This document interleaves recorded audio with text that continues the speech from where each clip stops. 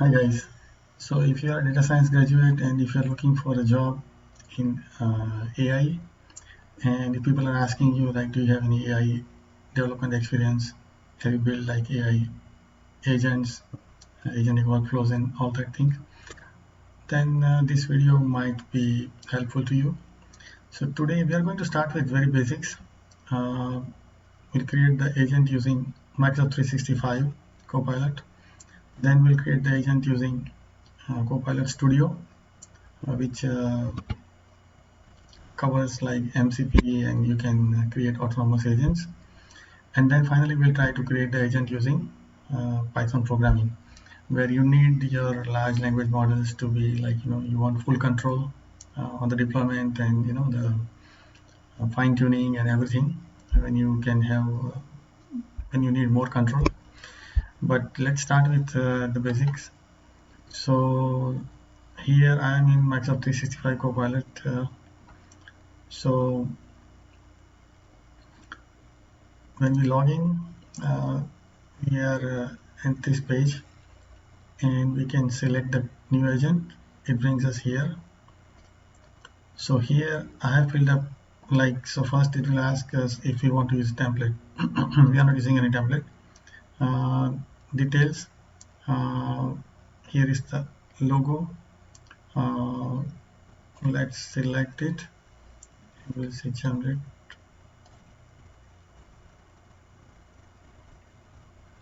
Based on the agent detail, it will try to generate the appropriate logo. If we like it, we will select it, and then we will fill up the other details.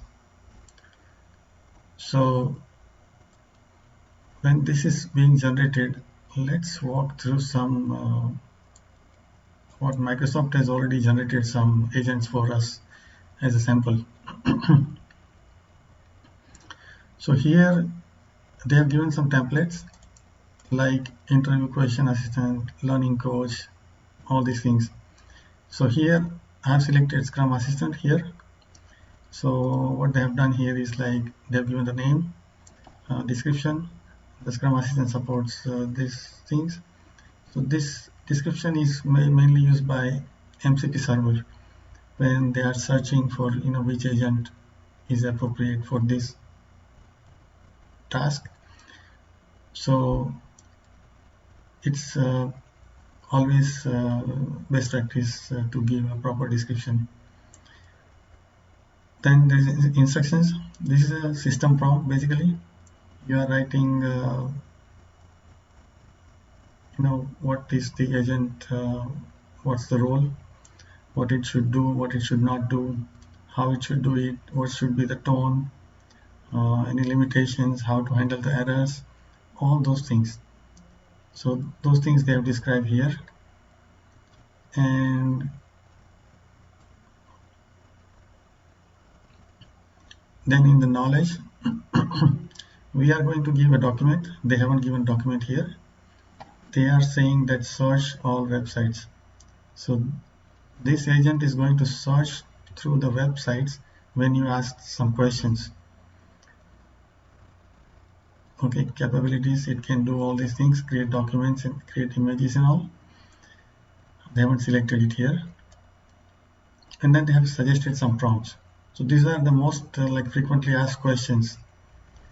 So that what should be the title, like the Scrum Leader advice here, and what should be the message? Can you provide some tips on this?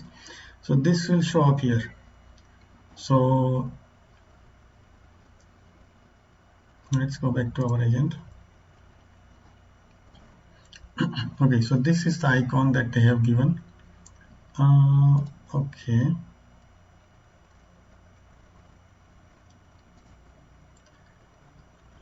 Okay, so describe your icon. Let's say on board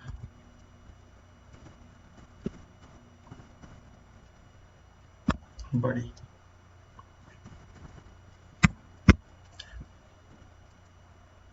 Okay, and let's select this one.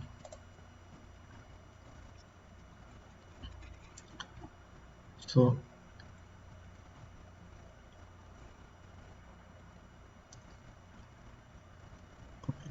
our logo is showing up here. So this will help when we actually publish the agent, and for other team members in the organizations. So okay, let's give it a name here.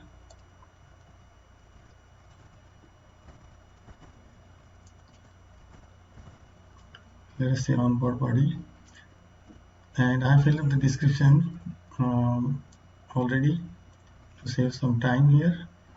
So this is knowledgeable assistant designed to help new employees navigate their first weeks at the company. Okay, and the instructions I have filled up.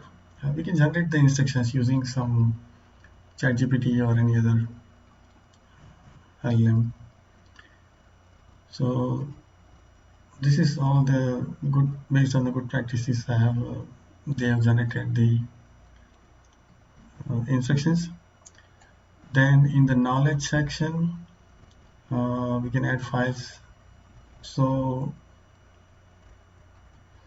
here I have uploaded this one file. This is employee guide. So basically it's a text document I created based on some of the questions and answers. It doesn't have to be like exactly questions and answers. We could have given any employee handbook or anything. Text document would be just fine. But this is what I had, so I gave this one. So that document is uploaded here. So in Microsoft sample, they selected search all websites. We are not saying search the websites. We are going to select only use specified sources. Okay, or we have already given this one.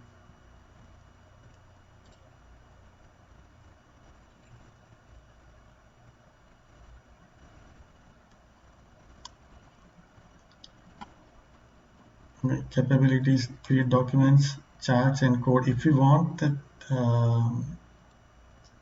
agent to create documents, we can select this one. Right now we are not doing that. It will not create images as well. Suggested prompts, I have given 2 prompts here, so it's showing up here.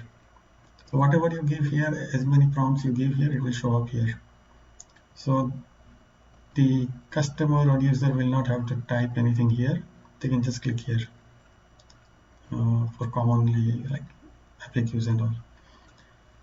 So once we have configured this, we have filled up all these details here, then we can say create, and it will start creating. It will say creating your agent.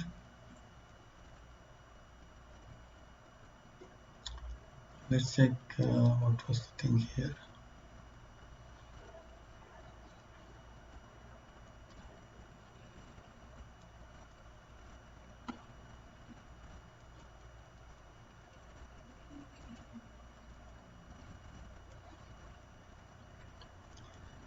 Okay, the agent was created successfully. This agent is currently in private and only available to you. So we can say share anyone in your organization, and we can say apply.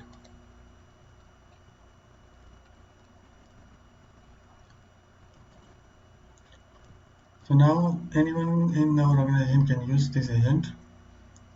And if we want to try it here, we can try it here. Like, who should I contact for technical support?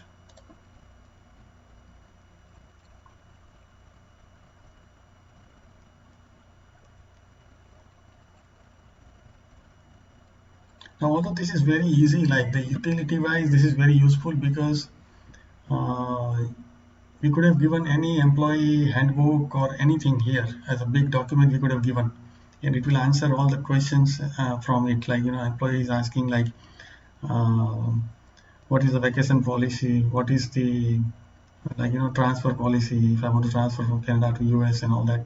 So anything and everything, all that thing that is in the employee handbook, it will answer all of them. So similarly, I mean, we could have given anything else. For example, we are creating some other agent.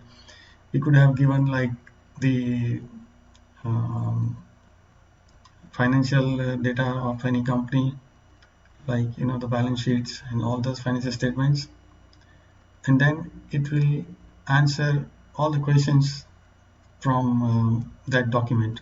So basically, we have created RAG in a very easy manner.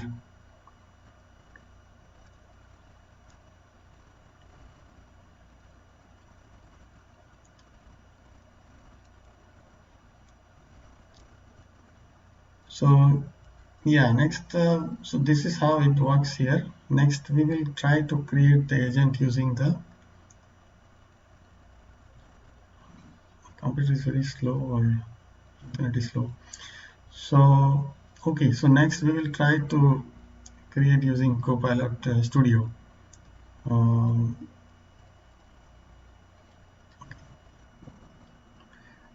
Hi guys.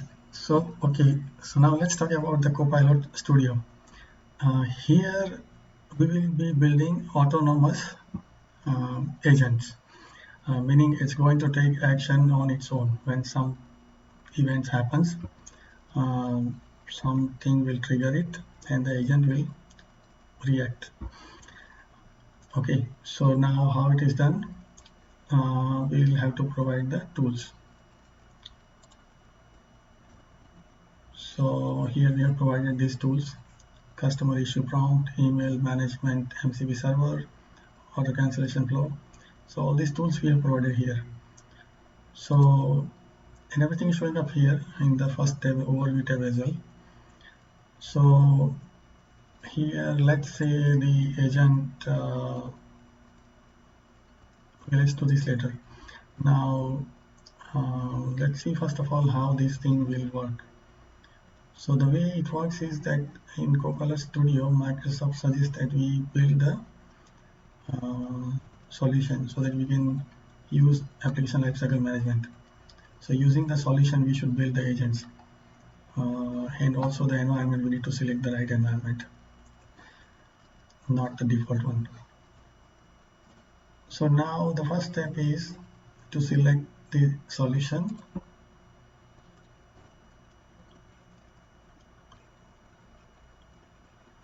This is actually, it's an canvas app which allows us to enter the orders, whichever machine we want to order.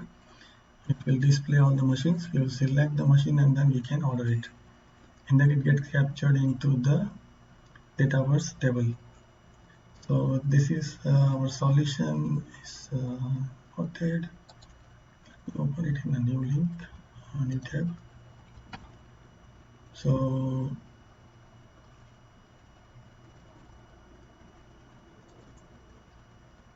when we open this,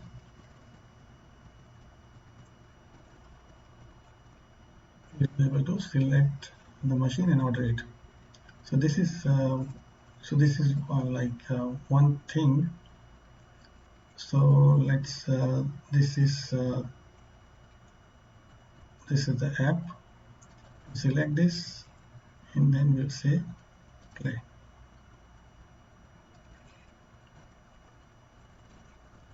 Now this is as is Power Apps. So let's select anything from here. 300. Let's take the black one. Okay, approve.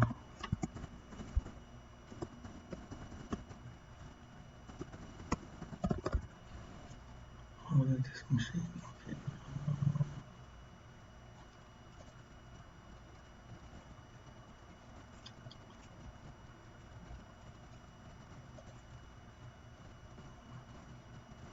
Okay, so 100, this one. Okay. So now let's go back here. Check the tables. The data is captured.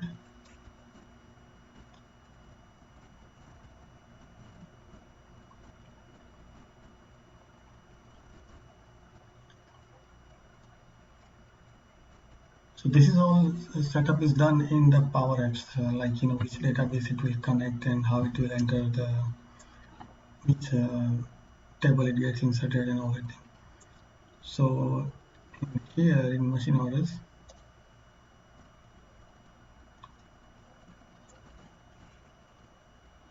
check the tables. You see our records here inserted. This is not actually, we're not talking about the Copilot Studio. This is not from Copilot Studio directly features, but so this is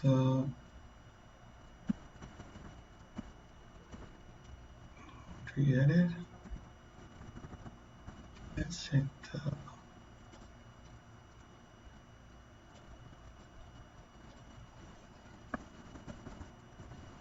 ready and comment.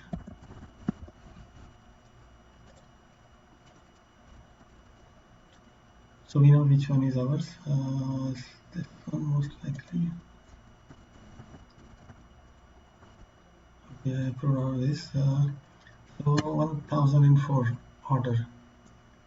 So 1004. So if somebody is sending an email saying that what is the status of order 1004, then our agent is capable of sending the email reply. So that's what the autonomous agent uh, is going to do. So now this is our agent, and how it will do it is we have given in the tools, we have added the tools. I'm not going into this addition, how it is added and all that thing, because it's again couple of steps in each of this. So we are not going in depth all that. But so now about the triggering, it's still not published and all that, so we have to check it from here. So let's say trigger, we test it. So this email that has arrived should have triggered, it can trigger this agent to send the reply. So we test the trigger.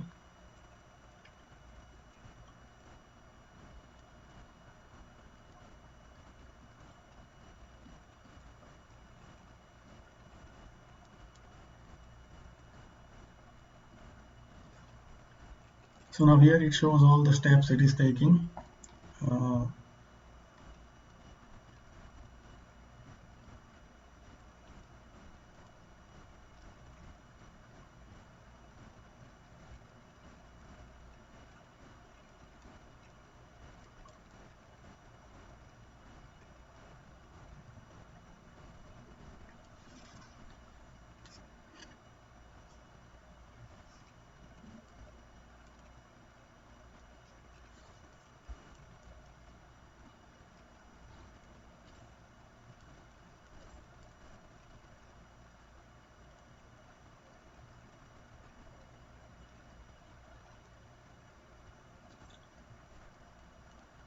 So here it sends us the email saying order status is pending,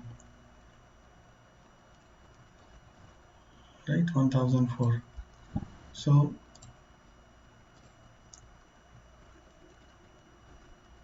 how it does all this is basically we need to configure all these things as before, but here we just have to remember that we are configuring few more items here, as usual we'll just say agent name, we'll say like auto source as agent, we will say this agent response to customer order queries through email, communication, right? Chat GPT, we are using GPT 4.1 model, analytics, instructions same as before, knowledge we have added not the document as before, but we are directly giving access to the database table Here we need to configure the authentication and authorization, all those things we need to configure here. And the tools, we have given access to MCP server, so it can send and receive emails. The trigger, we need to define the trigger. Agents, we are not defining more agents where this agent can talk to different agents. Right now it's just one agent doing all the actions. The topics is when we have to define specific flow, like in some topic, if the customer wants to discuss, then in which sequence, what all questions the agent should ask, that flow we can define in the topic. Here it's defined for goodbye, greetings, and start over and all that. So yeah, this is pretty much an overview of the Copilot Studio and how we can configure it and define it. We haven't gone in much depth, but the full step-by-step, all the details are actually on Microsoft Docs. If somebody wants to see the sample of this one. Okay, thank you. And then we can publish this one and make it available to in our organization. Okay, thank you.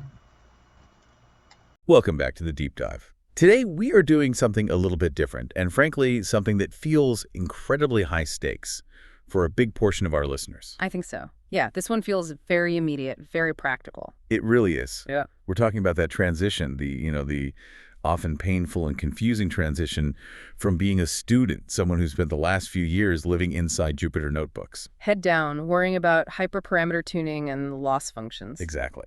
From that world to being a hired professional in this completely transformed enterprise AI market. It is a massive shift. I think a lot of graduates, they just don't realize how much the ground has moved underneath the feet of the data science community. In what way? Well, even say 18 months ago, 2 years ago, if you could build a model from scratch, if you could explain backpropagation in an interview, you were golden. You were pretty much hired. That was the bar. That was the bar.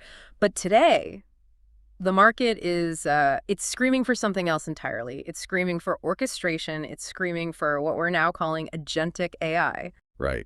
And we know so many of you listening are fresh graduates. Maybe you're prepping for that first absolutely terrifying technical interview next week. Yeah. Or maybe you're just staring at a job description that lists 20 tools you've never even heard of. It's intimidating. It is. So consider this deep dive your cheat sheet. Yeah. We are going to literally map out the journey from Hello World and a low-code tool all the way to the heavy-hitting enterprise-grade architecture that actually gets you the job offer. We're really going to try and cover the full spectrum. We'll start with Microsoft Copilot Studio, which is, your on-ramp, your launch pad. Okay. Then we're going to level up to Azure AI Foundry, which is where the pros really play. And finally, and this is crucial, we're going to tackle the stuff that usually trips candidates up. The hard stuff. The really hard stuff. Governance, security, and then translating all that tech into the business ROI that the HR department is just desperate to hear. Okay, but before we dive into the tech stack itself, we have to do a little bit of housekeeping. And by that, I mean we need to give a massive, massive shout out to Rajan. Absolutely. This is essential context for everyone listening. He really came through for us. Rajan provided the practical demos that we're going to use to sort of anchor this entire conversation. You know how often in these discussions things can get very abstract? Mm-hmm. We talk about agents and autonomy in theory, but it's all just words. Exactly. But Rajan sent over 2 very distinct working proofs of concept that illustrate exactly what we're talking about. He made it real. And having those concrete examples is it's crucial. It's one thing to define what an agent is. It's a completely different thing to see one clearing out an email inbox. It grounds the theory in reality. So let's set the stage with those demos, because you're right, we are going to be referring back to them constantly for the next hour. Demo number 1 from Rajan is what we're calling the employee buddy. Right. So this was built in Copilot Studio Lite.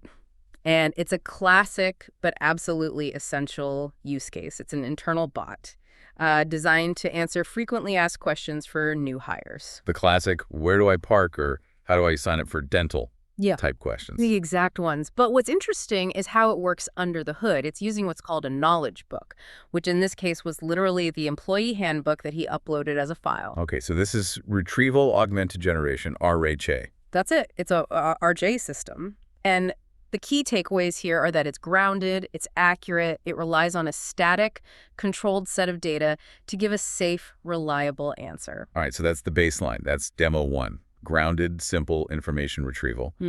Then Regine hit us with demo 2, and this is where, for me, things got really cool. This is the Outlook agent. This is the evolution. This is where we move from a chatbot to what we would properly call an autonomous agent. What's the difference? This agent connects to an email inbox. It reacts to incoming customer inquiries about their order status. But, and this is the key, it doesn't just chat. It uses Outlook as a tool. So it does things. It does things. It receives the email, it processes the intent, it looks up the order information, and then it responds via email. All of it, autonomously. That distinction you just made between chatting and doing that is basically the theme of this entire deep dive, isn't it? It's everything. But let me pause there for a second. I want to play the role of the fresh graduate here. I spent 4 years learning Python. I've learned PyTorch, TensorFlow, maybe some scikit-learn. I've been deep in the code. And now you're telling me step 1 is a low-code tool, Copilot Studio. That feels like a step backward. I mean, isn't that just for business analysts or IT pros? I hear that skepticism all the time. I didn't get a master's degree to drag and drop boxes on a screen. I get it. But here is the reality check for that interview. You absolutely cannot dismiss low-code tools. If you walk into an interview and, sneer at Copilot Studio, you might just talk yourself right out of a job. Why, though? If I can code the same thing in Python, isn't that just better? Isn't that more impressive? Not always, and that's a nuanced answer that will impress an interviewer. It comes down to 2 things: velocity and maintenance. Copilot Studio isn't a toy. You have to think of it as a sauce-based, low-code orchestration layer. Orchestration layer. Okay. That sounds like a term an interviewer would love. What does it mean? It means it handles all the boring stuff, all the plumbing, the hosting, the scaling, the authentication, the channel integrations for Teams or a website. It handles that so you don't have to. So I could focus just on the logic. You focus on the value and think about the sources we looked at, the ones mentioning the agent in a day workshops. Companies like Futurability and Total Lead, they're running these sessions where the entire promise is that you can deploy a production-ready Copilot in a single day. One day. Yeah. Come on. I have spent longer than that just trying to debug my Conda environment variables. Is that marketing fluff or is that actually real?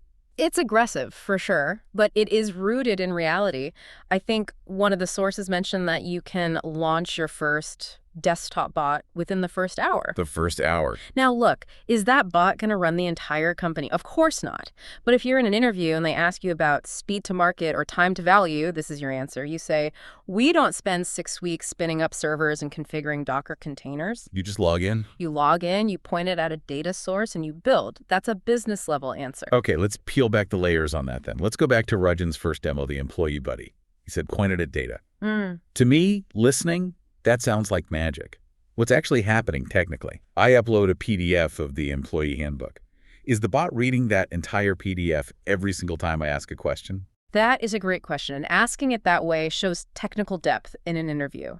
Because no, it doesn't. If it read the whole file every time, you would blow through your token budget in about 2 queries. And the latency would be terrible. You would take forever to answer. Exactly. The performance would be awful. So what's the real mechanism here? It uses a feature called generative answers, but under the hood, it's a whole ingestion pipeline. When Rajan uploads that handbook, Copilot Studio is first cracking the document, it extracts all the text, and importantly, it chunks it. It chunks it. What does that mean? It breaks the entire text down into manageable, smaller blocks, maybe a few paragraphs each. It depends on your strategy. Okay, so it has these little pieces of the document. Then what? Then it indexes those chunks. And usually this involves creating what are called vector embeddings. It's turning the text, the words, into a long string of numbers. A mathematical representation. Exactly, a representation of the meaning of the text, not just the keywords. This is the core of modern semantic search. So if I ask the bot, how do I get dental insurance? It's not just doing a Control F for the word dental. Precisely. It's looking for the concept of dental insurance in that vector space.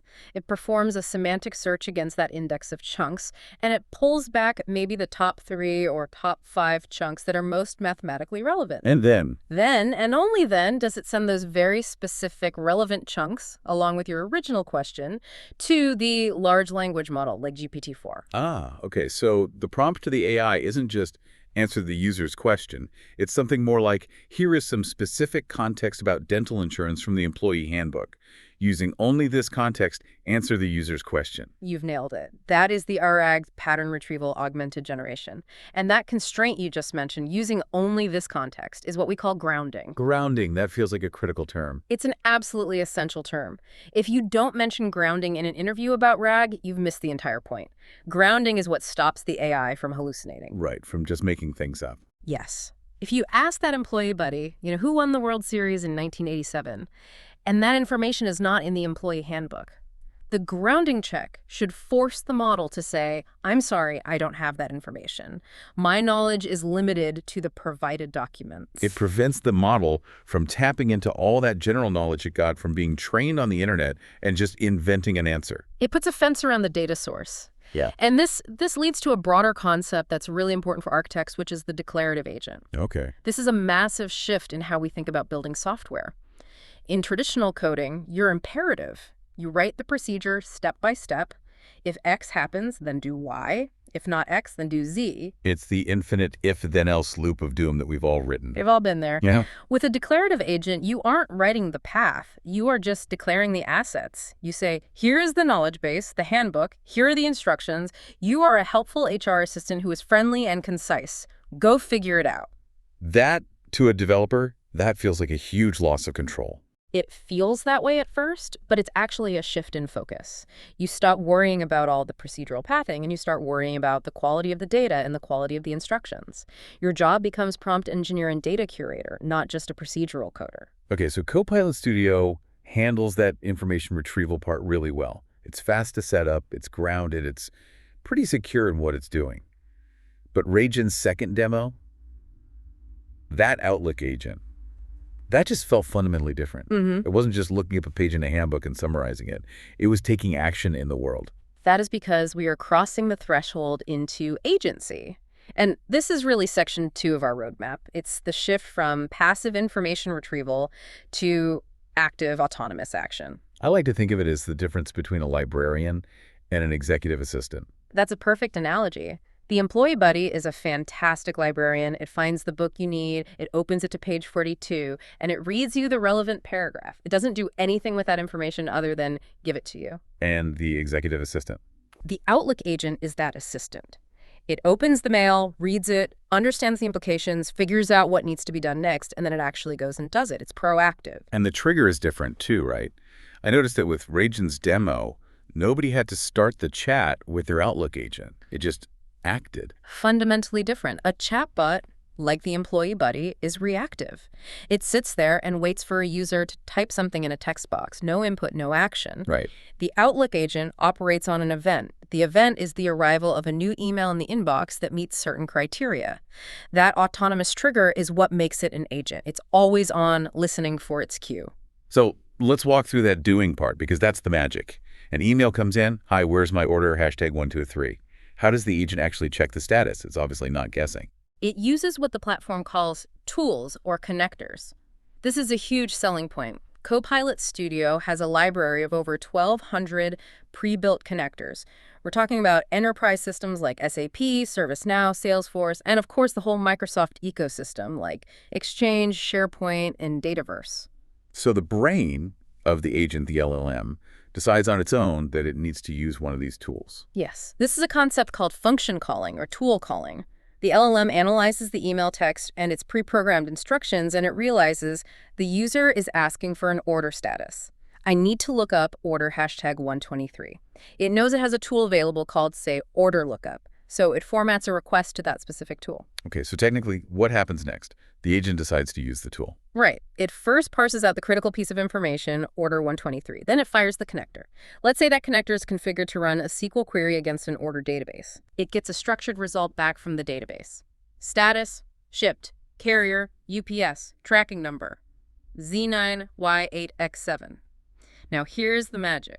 It takes that structured data, which is just raw data, and it goes back to the LLM to draft the reply. So it uses the AI to sound human. Exactly. The prompt is now something like, the order status is shipped, the carrier is UPS, and the tracking number is Z9Y8X7.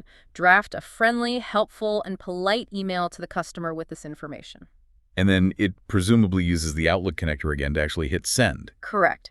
But there's a hidden layer here, a more advanced concept that you absolutely need to nail in a technical interview. It's not just a straight linear process, it's a loop. A loop. In the architect's blueprint source we analyzed, they refer to this as the plan, execute, reflect loop. Plan, execute, reflect. Okay, break that down for me. So the agent first formulates a plan. I need to find the order status for order 123. It then executes that plan using the tool, like we just discussed. And then, this is the advanced part, it reflects on the result. It looks at the output from the tool before it does anything else. Why does it need to reflect? Why not just use the output? Because the real world is messy. What if the database returns an error? Or what if it returns order not found? A dumb bot, a simple automation script, would just crash. Or worse, it would output error to the customer. An agent running a reflection loop will see that error and say, wait, that didn't work, my plan failed, what's my next step? And it can decide a next step. Yes. It might decide, my new plan is to ask the user for more information. Maybe they typed the number wrong. So it will then generate a reply like, I couldn't find order #123. Could you please double check the number and send it again? That is fascinating. It's almost like dynamic AI-generated error handling. That's exactly what it is. And it's essential for building reliable, enterprise-grade agents. You don't want an agent sending an email to a customer that says, your order status is HTTP 404 not found, just because a database query failed. The reflection step allows the agent to handle that messiness gracefully. Okay, I'm sold on the concept. We have Copilot Studio. It's powerful. It's fast to get started. It has these 1,200 connectors. It handles RAG. It handles this autonomous action loop. So I'm going to play the skeptical grad again. Go for it. If Copilot Studio is so easy and so powerful, why on earth do I need to learn Azure AI Foundry? Why is pro code even a thing if low code can apparently do all of this? That right there is the make or break interview question, and your answer reveals your maturity as a developer. Okay, so what's the trap answer? The trap answers are, oh, I just prefer coding in Python, or, well, Copilot Studio is for dummies and business users. If you say that, you fail. So what's the winning answer? The answer is about understanding the right tool for the right job, and specifically, it's about understanding the inherent limitations of a SaaS product. Copilot Studio is SaaS, software as a service. It abstracts away all the infrastructure for you. That's great for speed, but it's a black box in many, many ways. And Foundry is the opposite of a black box. Exactly. Azure AI Foundry, which used to be called Azure AI Studio, so you might hear both terms, is pay-as platform as a service. This is where you get to peel back the cover and tinker with the engine. This is for the listeners who have a GitHub commit history a mile long and want that granular control. Okay, give me a concrete scenario. When does Studio break down and I find myself needing to use Foundry? There are three main triggers. The first and most obvious is control. Fine-grained control over the large language model itself. What does that mean? In Studio, you're mostly using the standard GPT-4 models, tuned the way Microsoft has decided to tune them. But what if your specific use case requires you to adjust the temperature, the creativity, or randomness setting of the model? Yeah. What if you need to set the top P parameter to control the vocabulary? Or what if you want to use a completely different model, maybe an open source Llama model, or one of Microsoft's smaller, faster FI models? Foundry is where you go to swap out models and tune those hyperparameters with extreme precision. So if I need to act like a real mad scientist with the model parameters, I need Foundry. Got it. What's number two? Second trigger is custom orchestration logic. Copilot Studio is great for standard conversational flows and the plan, execute, reflect loop. But imagine you need a really complex, non-linear logic. For example? If the user is a VIP customer and their sentiment is negative, run 3 parallel search queries against our knowledge base, our ticket system, and our CRM. Then take all 3 results, compare them using a custom-weighted average algorithm I wrote in Python, and then summarize the final conclusion. Wow. Okay, yeah, you're not building that with a drag-and-drop UI. You're not. In Foundry, there's a tool called Prompt Flow. And this is where you can code that exact logic in Python, node by node. Prompt flow. I've seen screenshots of that. Kind of looks like a flowchart, right? It looks like a directed graph, yeah. Each node can be a prompt or a Python script or a tool call. It gives you this amazing visual debugging capability. You can run it and see the data flowing from your prompt to your Python script to another prompt and see exactly where the logic breaks down. Okay, so control over the model and control over the logic. What's the third trigger? DevOps and evaluation. And this is absolutely huge for any serious large-scale enterprise deployment.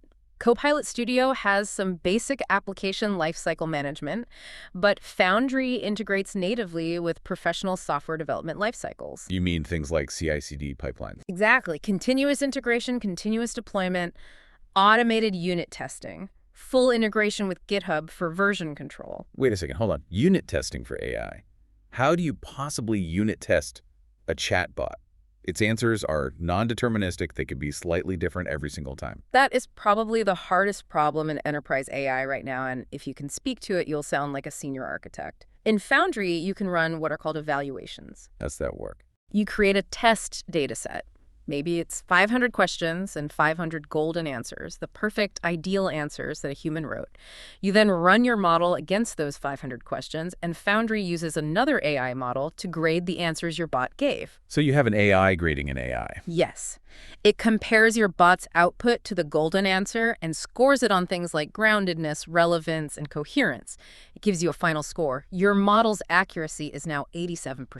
So you can actually get a hard metric to know if the change you just made to a prompt made the bot dumber or smarter. Precisely. You can't easily do that scale of automated, repeatable testing in the low-code tool. If you're building a mission-critical application handling millions of dollars in transactions, you need that pro-code rigor and evaluation framework. So the interview answer isn't Studio is bad, Foundry is good. It's knowing when you need to graduate from one to the other based on these triggers. Or even better, the best answer, the one that gets you the job, is to talk about the hybrid approach. The hybrid approach, okay, tell me more. This sounds like the senior architect level answer. This is the answer that gets you the big salary, because it shows you, think in terms of systems, not just tools.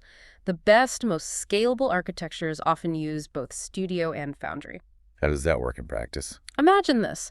You have your team of heavy-hitter data scientists and Python developers. They are working in Foundry.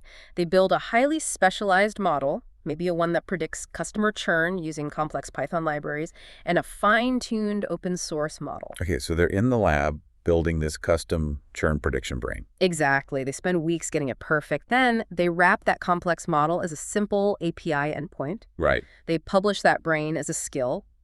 And who consumes that skill? The low-code agent built in Copilot Studio. I see. So the Copilot Studio bot handles all the front-end stuff. It handles the user interface, the integration into Microsoft Teams, the simple hello and goodbye and how can I help you? Exactly. It handles what we call the last-mile delivery to the user. But when the user asks that critical question, based on my usage, am I likely to churn next quarter? Studio doesn't know the answer. It just knows to call the heavy-lifting API that the pro devs built over in Foundry. That is brilliant.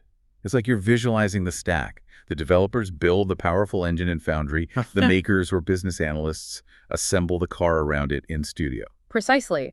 It leverages the strengths of both platforms. You get the UI development speed and the channel deployment simplicity of Studio combined with the raw computational power, control, and rigor of Foundry. Okay, let's assume our listener has totally nailed that explanation. They've impressed the technical interviewer with their nuance and their understanding of the hybrid approach. Yeah. Now, the interviewer leans back, they cross their arms, and they say, okay, let's talk architecture. We are now moving into section 4, the 1-hour technical interview. This is where it gets real. This is where the rubber really meets the road.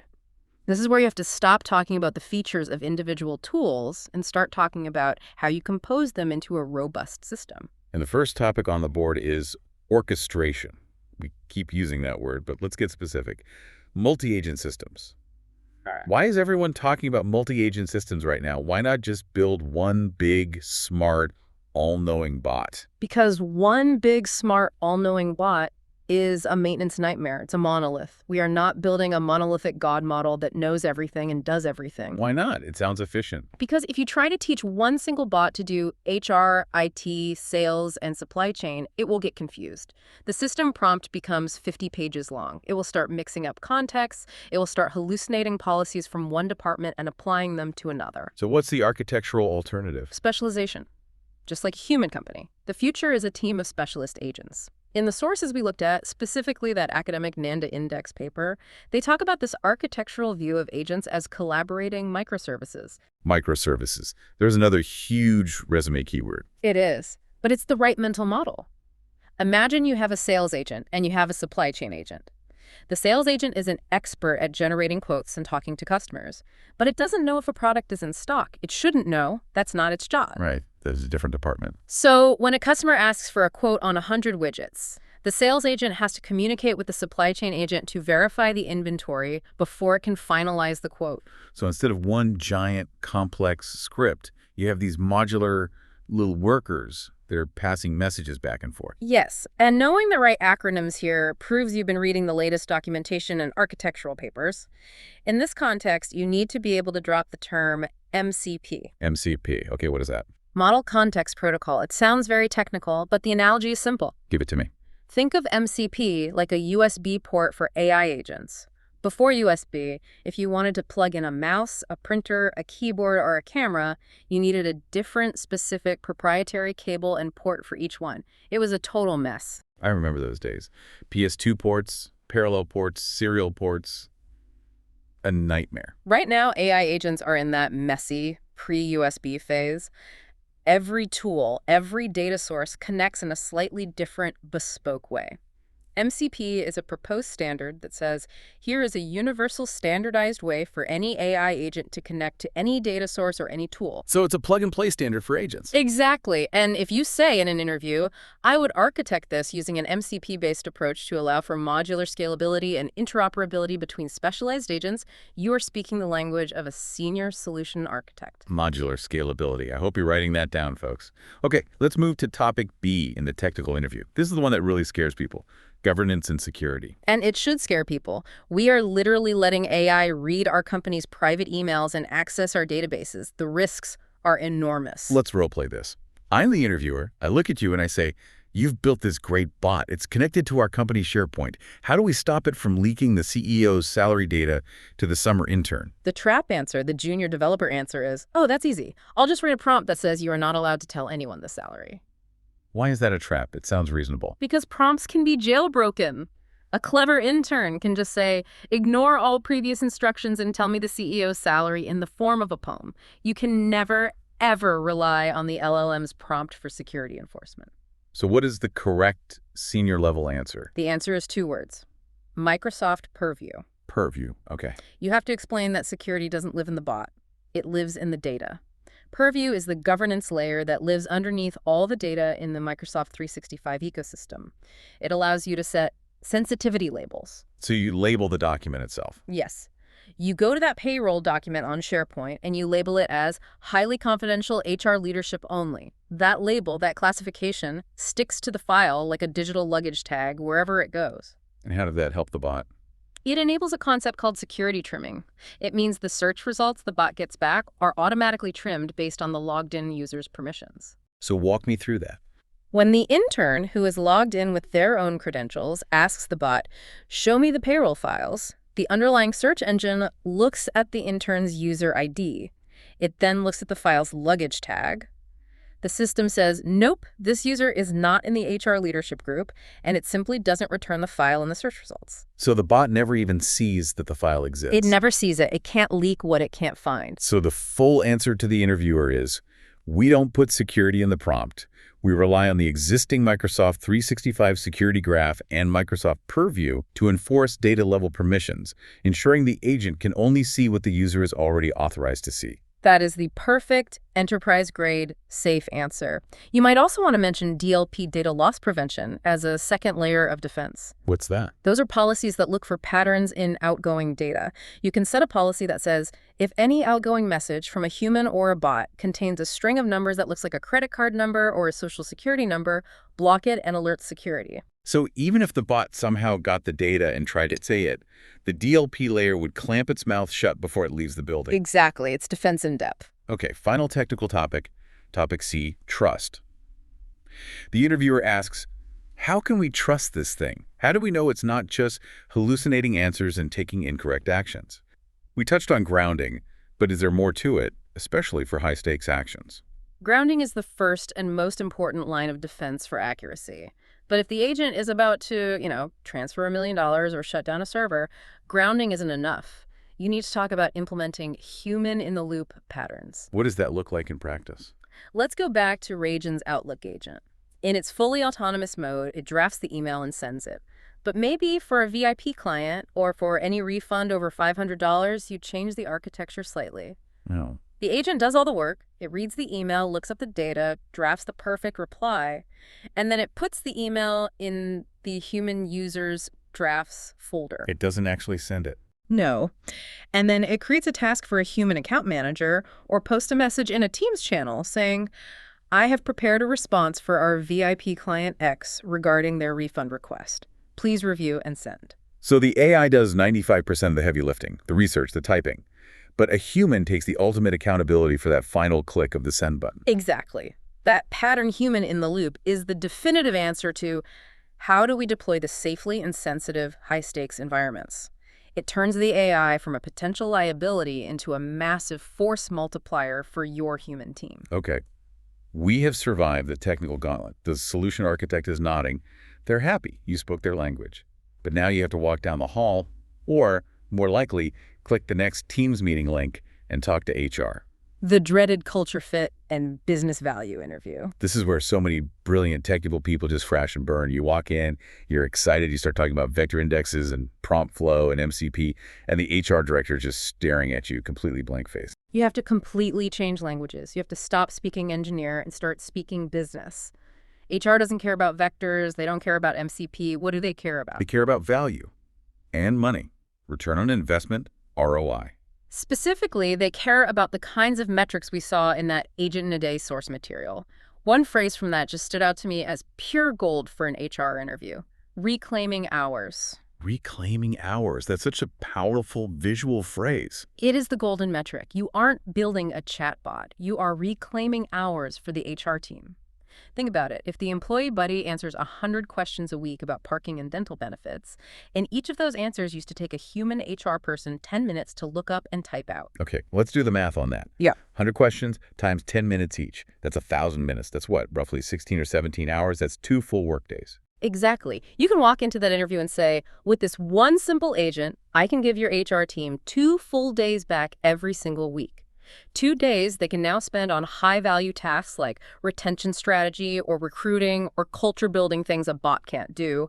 That is the value proposition. You are selling time. There was also that massive number in one of the sources, something about $80 billion. Yes. By 2026, conversational AI deployments within contact centers are projected to reduce agent labor costs by $80 billion. That is just a staggering number. It is. And if you can quote that or even just reference the enormous scale of the cost reduction, you show that you understand the bigger business case. You're not just a developer playing with cool tech. You're a strategic partner trying to save the company millions of dollars. And you should probably have specific use cases ready to cite. Don't just say it helps automate things. Right. Be specific. You say, for HR, we can streamline onboarding.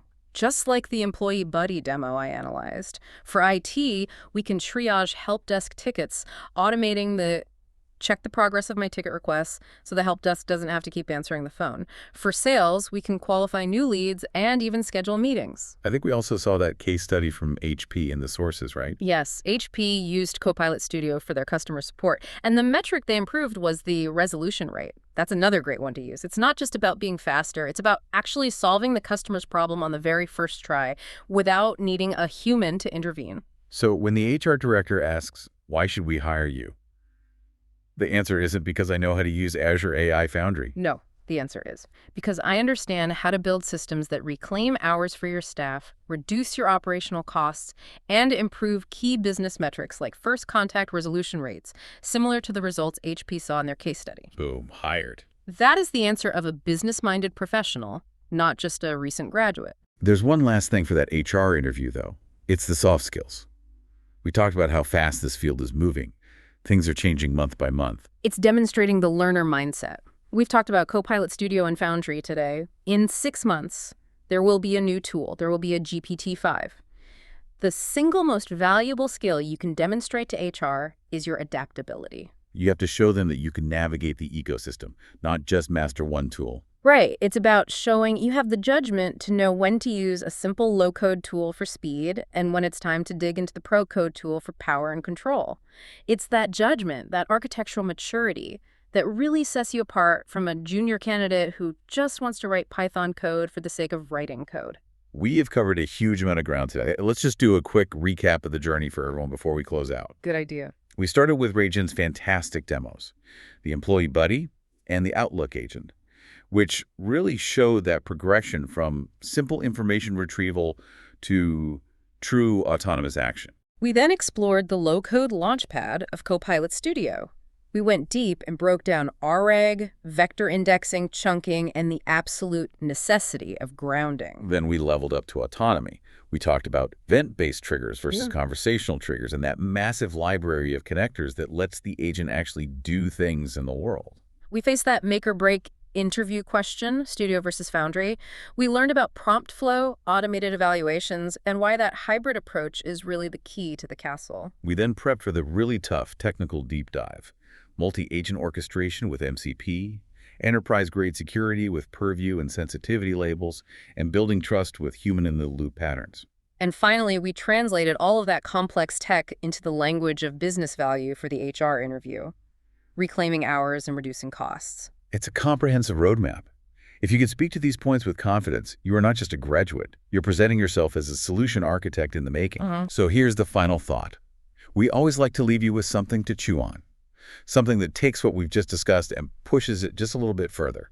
We've talked a lot today about building agents and the skills needed to do that, but I want you to start thinking about what happens after they're built, the day-to-day reality. Go on.